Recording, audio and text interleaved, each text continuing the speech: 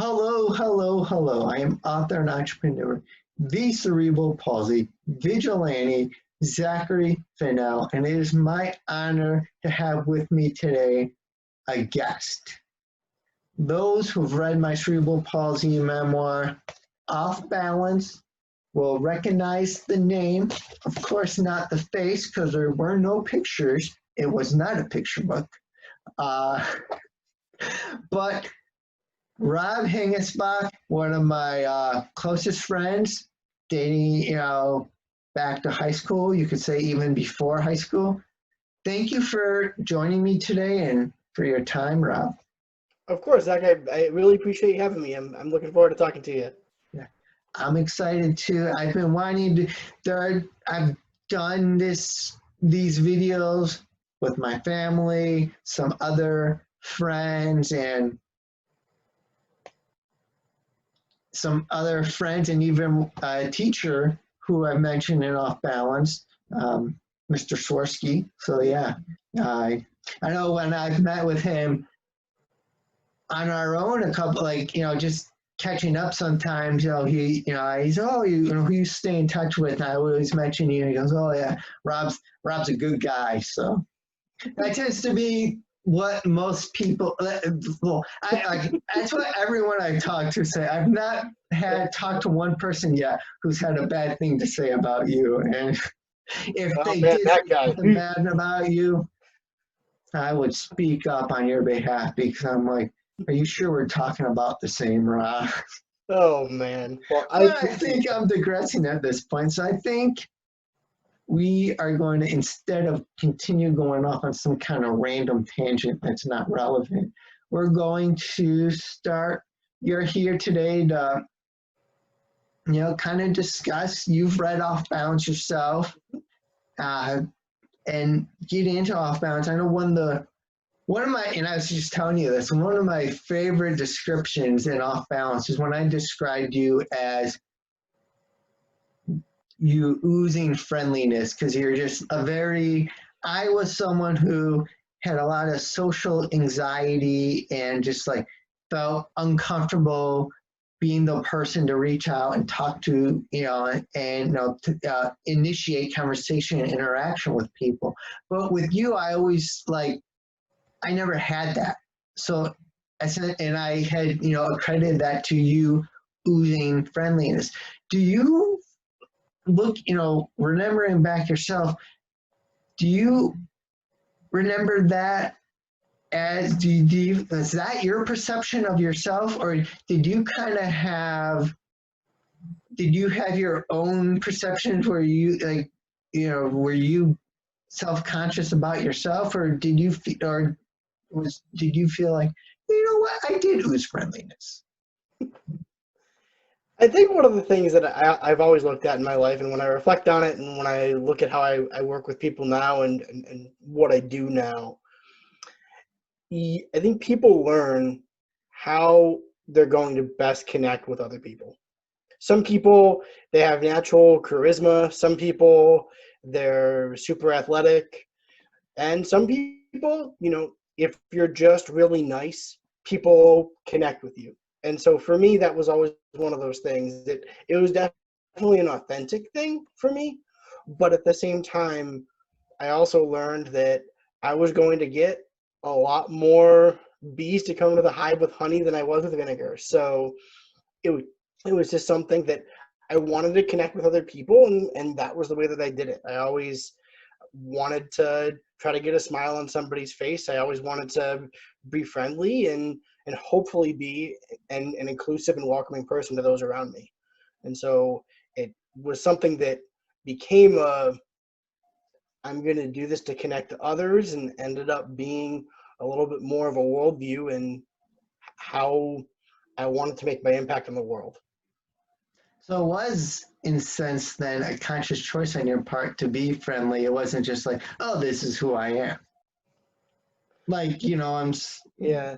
Yes, that's very interesting to know, and you talk about it, and this is something I didn't mention in the book, but it's something that is very true, and I believe I've told you about it I've said in the past, is like when we would hang out, and as Rob said, he, always friendly with everyone. He would, if we were at the store buying something, he would engage the cashier. If we were at Applebee's or somewhere getting a bite to eat, he would be very kind and engage the waiter or waitress, the host or hostess in conversation. And I saw that myself, and I'm like, that's cool.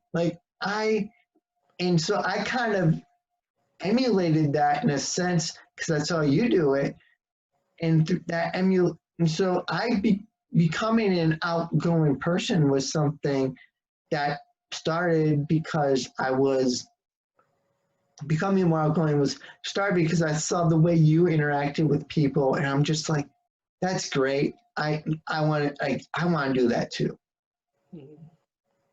So yeah, it's the power of one. It's amazing, like the power of just one person in your life too. Because I even think back to the trio, the main trio for us. Well, I guess it'd be four of us, but with Pete and Trip as well.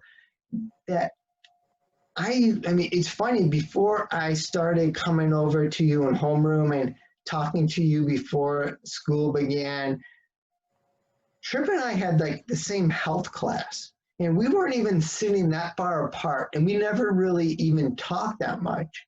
We never really talked.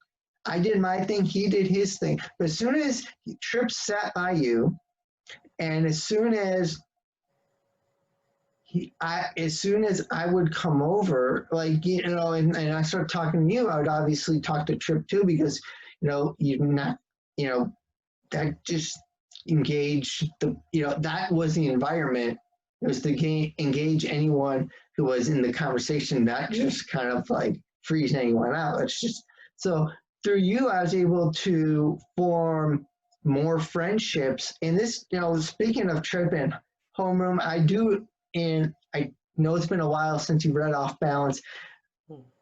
I do share that story, and I had done a video like this with Trip where I asked him about it. There was a time, and this goes into where I felt self-conscious about having cerebral palsy and being different, and I was always trying to blend in and be like everyone else. And I had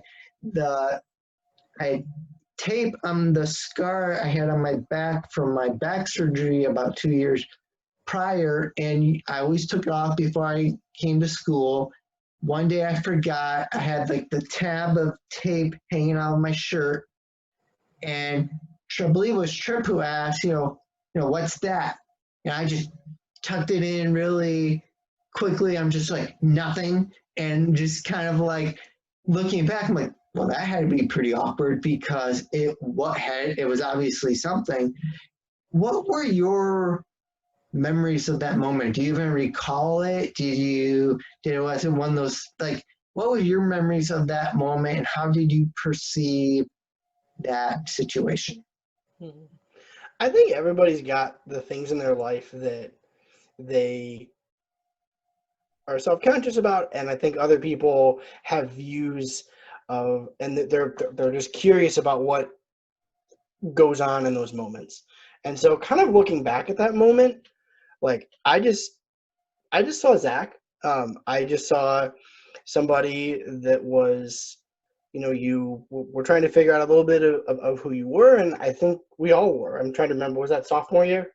Yes. Sophomore year, yeah. And so we were all trying to figure out who we were. We were 15, 16, trying to pretend we were cool and adults and figuring that out. And I know from personal experience, like I could definitely empathize.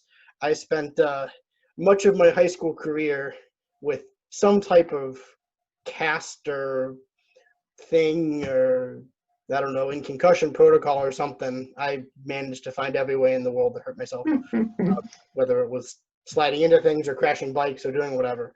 So I could definitely empathize in that moment. And the way that I remember it is just kind of observing and just being like, cool, that Zach, let me see how I can connect. And from that perspective, I think Trip was just curious. I mean, he is a doctor now. Yeah. So kind of just wondering what was going on with that. So that was my recollection of it. That's kind of where I was in that moment. I was curious because what I found really interesting when I did this video with Tripp, when I asked Tripp about that, his response was, "Oh yeah, I had kind of forgotten about it." And when you did that, it wasn't like this awkward thing for me. I thought, oh, they must have been out partying and they had a good time. It was like a bandage or something, and he didn't want me to know about that they were out, so he just like kind of tucked it in. He's like, oh, it's nothing. So it's that's, and you talk to in your answer about finding who we are and at that age when I know you weren't able to go to the high school reunion because you had just welcomed twins into the world, and sounds like it's pretty quiet right now, so they must be, Kelly might have them out or something, but I'm concerned. okay. So with, you didn't, like, Justin was talking to, and in talking with Justin, when we're going to talking, and he goes like, nobody knows who they are in high school. Like everyone is still figuring that out. And I think that's a great message to send. Even in like the world, like as adults, there are so many people out there who just feel lost and still don't know what they want to do for a living. It's like they come in, they punch a clock or do whatever. They're following a pattern, but they're still like, they're not completely fulfilled. So it's the whole point of what I was getting at is there's this level of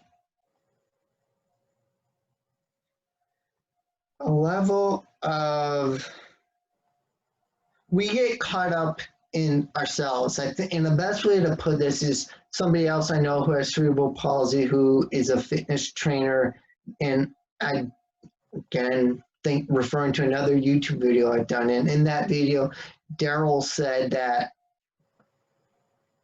when you first go, and we were talking about like first going to a gym, and like when you're worried that other people are gonna look at you and see you, and and like and be like, oh, what, why does he walk like that? What's he's doing? We're like worried like everyone's gonna come in and like they're gonna be looking at me and judging me. At the end of the day, that might be true for like 5 minutes, but then they go back to worrying about themselves and thinking like, oh my, are people looking at me? What are they thinking? Am I lifting enough weight? And so I've come to learn over the years is just perception is huge. And I think that's kind of what you were, that you were getting at too. I think your comments kind of hit on. And something else he said in there that I thought interesting was you were like, I just saw Zach. And I feel like that's always been the case with our friendship. And you're somebody who, after we both graduated college, we were around, we hung out a lot that first year, because you were in the area waiting to go to graduate school because you had family things going on and that you were home for. And so you saw a lot of like me before, when I was kind of like shy and try to keep my differences secret and hide them, or hide it. And then you saw me after college, once I, opened up and I was more, friendly, and we'd go to an Indians game. And one of the things for me is I need a rail to go up and down stairs. So if we went to the concession stand, I would have I'd just be standing, I'd be like, okay, how do I get my stuff back up to our seats? And then you would come down you would grab this, like, hey, you need help, grab this stuff and brought it up. And so I could get up the stairs using the rail and get back to our seats. And I always felt like that wasn't like, oh, Rob had to do that because Zach has cerebral palsy. It's just more of, that's who I am. Those were the needs I had, and you were a good friend, and you took care of them. And I think it's, in fairness, I think you can tell me whether or not this is fair to say, but obviously we've maintained a good friendship over the years. There are certain things in phone conversations, feel free to publicly deny saying this, but you've always been like, I'm a bad friend, aren't I? I don't call enough, and I don't hang out. It's like I don't call enough to catch up, do I? And it's something where that's in my wheelhouse to try to maintain those friendships and give people a call every once in a while and see how they're doing. So for that's just the give and take of friendship. For you, it was that physical of, let me help you with that drink. And for me, it's like, Rob is busy. Rob gets busy, and I know he doesn't mean anything by not calling, so let me give him a call. Mm-hmm. And so while we talk about that and maintaining friendship, do you have any advice on maintaining friendships? I think the biggest thing is, especially as I'm going to sound like we're growing old into our 70s here or something. I promise we're only in our 30s. But I think as you start to go through different stages of life, and as you start to, go through maybe even different stages of your career, I've moved around, and I think that's kind of what our world is right now. We have a lot of people that are moving around different places, doing different things, and maintaining a friendship is about having a lot of ability to just want to connect when you can, and having a lot of grace for the other friend in your life.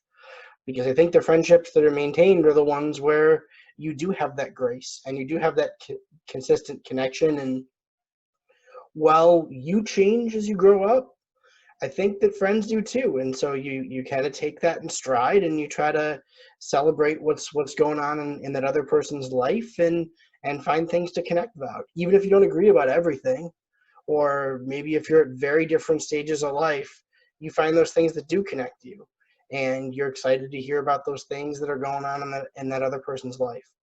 And so in a lot of times you have one or two things that you just hold on to and you just consistently connect about. Like, I always know, even if there's no baseball, like there's no baseball right now, I can talk to Zach for 2 hours about baseball.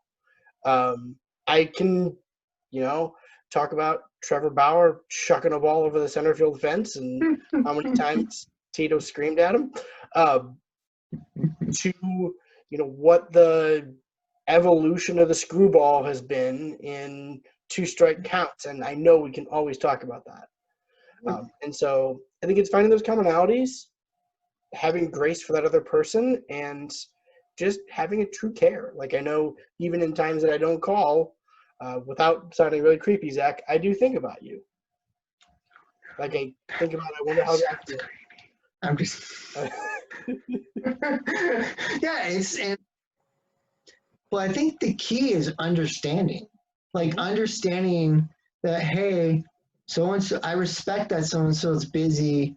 Let me give them a call anyways, and we'll connect when we connect. And like, there can be that one or two topics that you really bond over.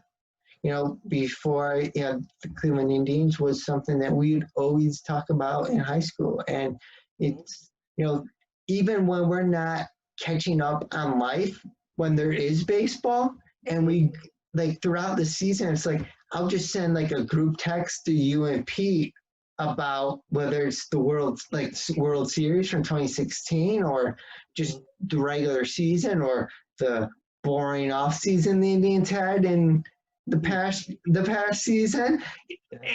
And you just, like, there's that connection that stands forever. So I think having that common bond is kind of what we're getting at.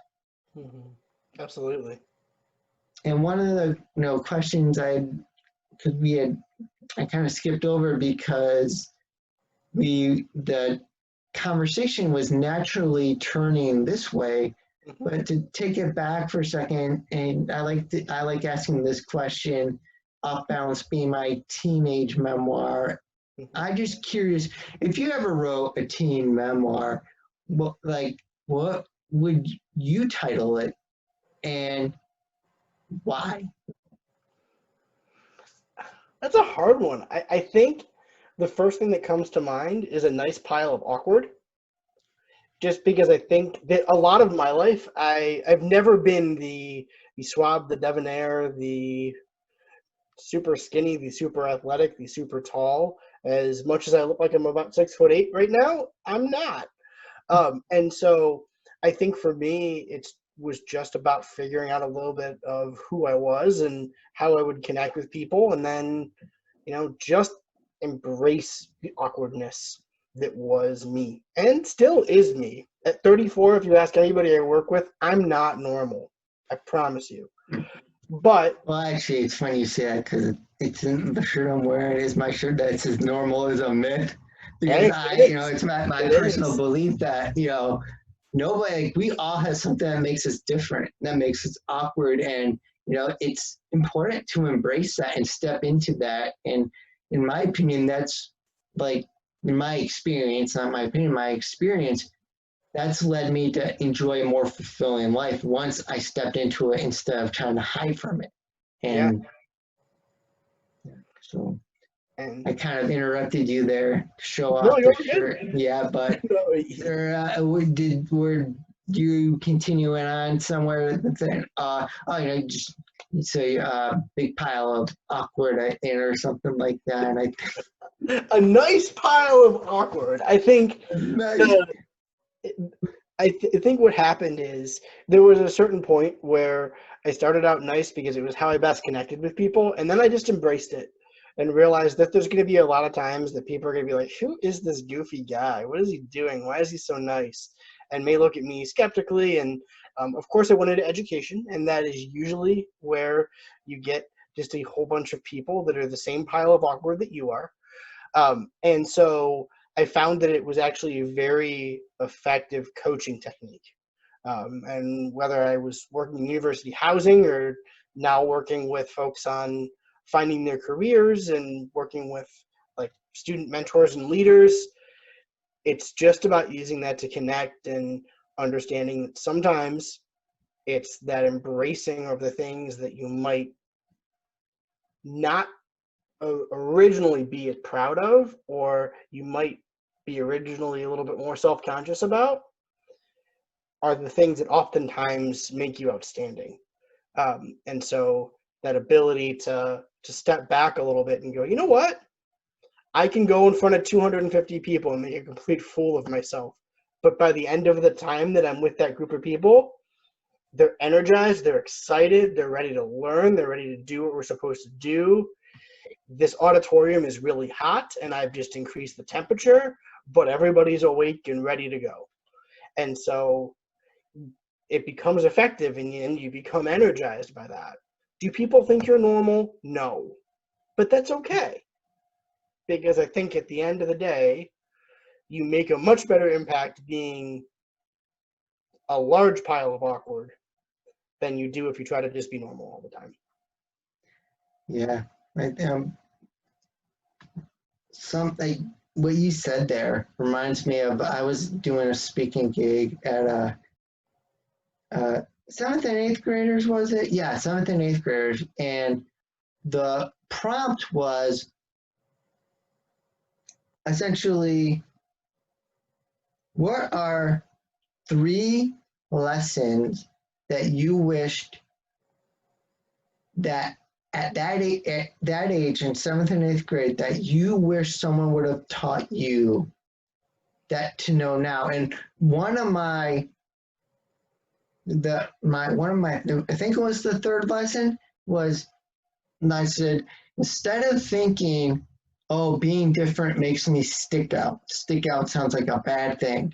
Instead of thinking it makes me stick out, say, being different makes me stand out. And that's essentially what you were just saying, Rob, was, you have, I think one of the things you would agree that maybe makes you weird or not normal is the fact that you are you're an energized person, and you are,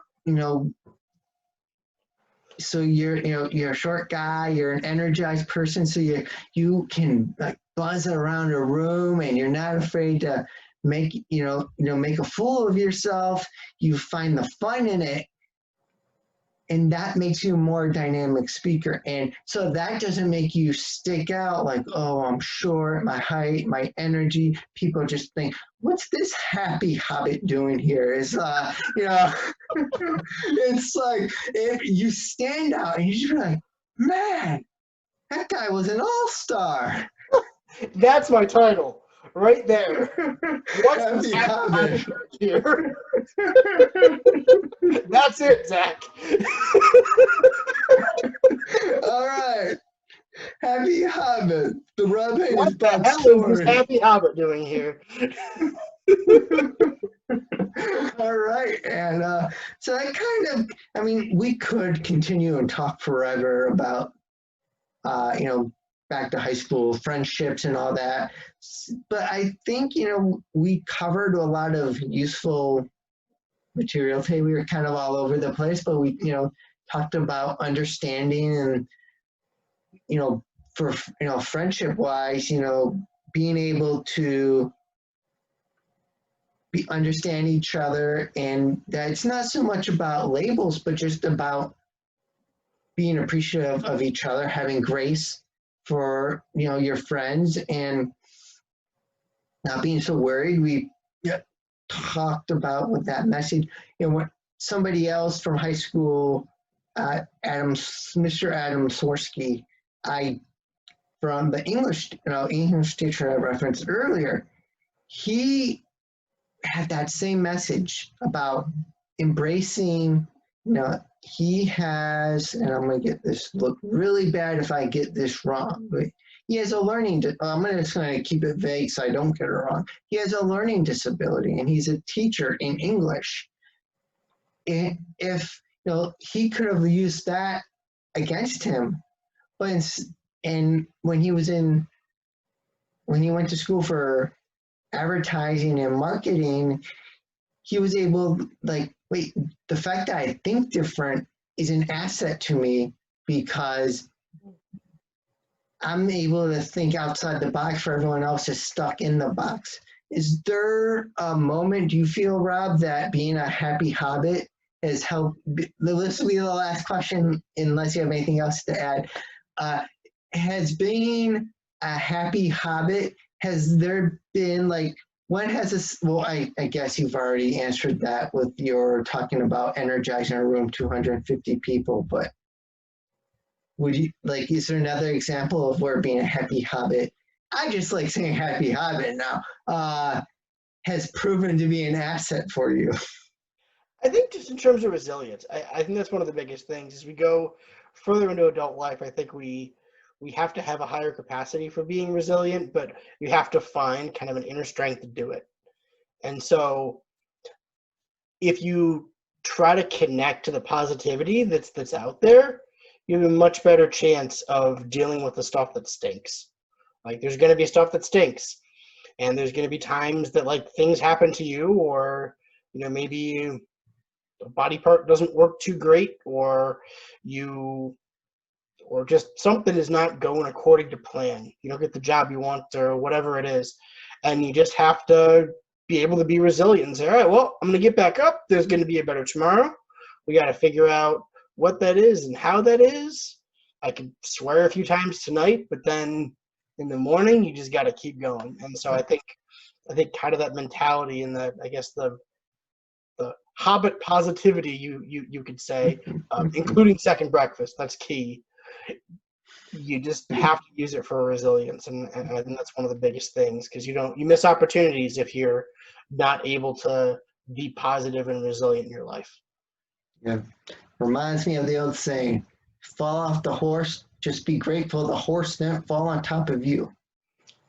Yep, exactly. Oh wait, that's not the phrase. That's not the same. But it is. It's just kind of a great closing point to kind of know that life. Oh boy, now I'm about to go quote Rocky Balboa. Life ain't all sunshine and rainbow. It's a mean and nasty world. So, all right. I think the point's made. Thank you again. Is there anything you want to add before we bring this to a close, or do you? Just thanks for the opportunity to talk. It's always good to catch up with you, Zach, and it's nice to see that we can still be friends and still be lighthearted and young at heart Yes. at the ripe old ages of our mid-30s. So this is Yeah. exciting. I definitely appreciate you, my friend, and we should. It's definitely going to be a lifelong friendship. I So, hope so, my friend. you know, it's been really cool to be a part of, you know, to be there for each other. I'm again getting off, but you know, I was there at your wedding to see you get married, which was, you know, again really cool. We had a mutual friend who you know, died, wow, 6 years ago now. And you know, it was like we were there for each other through that to help us through.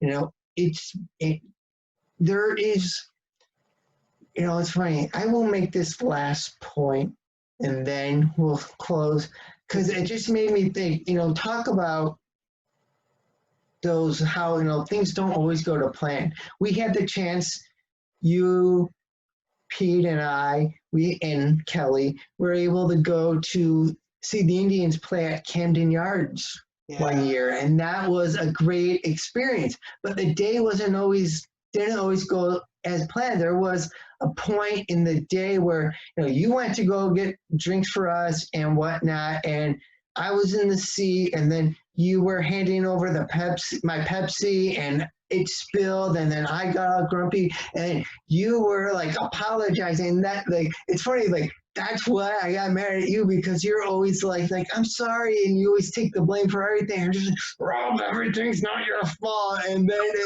but we got over it. Like, you know, it's so life isn't always ideal, but you work through it. You know, it's like for us, we had, like, it was just part of it was just because it was such a long day, but at the end of it, like I said, you work through issues, and yeah, I think that's a good message to leave with anyone, to everyone watching, is, you know, like Rob says, life doesn't always go according to plan. And you didn't say it exactly this way, but life might not go according to plan, but you can still choose how you react to what happens, and that makes all the difference in the world. Am I right? Absolutely. Well, thank you. Whether you're a CP vigilante, whether you're a happy hobbit, remember, don't blend in, blend out.